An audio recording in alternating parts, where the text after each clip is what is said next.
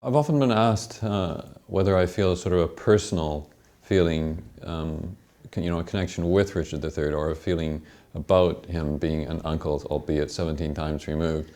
And at first I was pretty skeptical, I have to say, but I've had 2 years, almost 3 years now, to think more about it, and being involved with the making of the coffin, of course.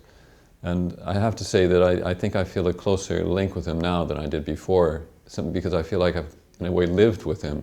We all, I think, in school hear something about Richard III, and I was no exception, even in Canada, where I grew up.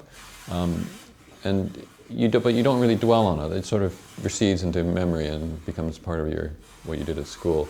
And I think what this has done is to bring it all into focus for me, and it's forced me, in a delightful way, to go and do some research, to read some books, find out more about him. And it's been quite interesting, I must say. Being asked to make the coffin was, of course, a great honor and a unique privilege. I mean, basically, it's history's coming alive in front of me, and I'm standing in the middle of it, involved in it.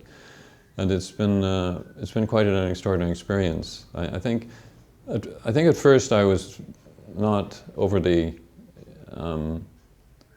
shall I say, excited about it. I don't mean that in a negative way, but it wasn't constantly preying on my mind. But the more I thought about it and worked through the designs and then began the work, visiting the sawmill, all that sort of thing, the more it became something very special to me. And of course I've never made a coffin before, but this has been an absolutely unique experience, and I'm very much glad I've had the opportunity to be part of it.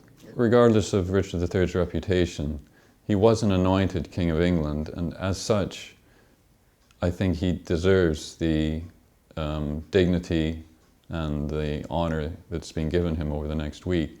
You only have to think of some of the other monarchs. I mean, how you compare him with Henry VIII, Henry VII, Elizabeth I. I mean, they were not the most benign of rulers, completely and absolutely, but they still are considered somewhat different than Richard III. But I don't see any reason why he shouldn't get the sort of send-off or re-send-off that he's been given.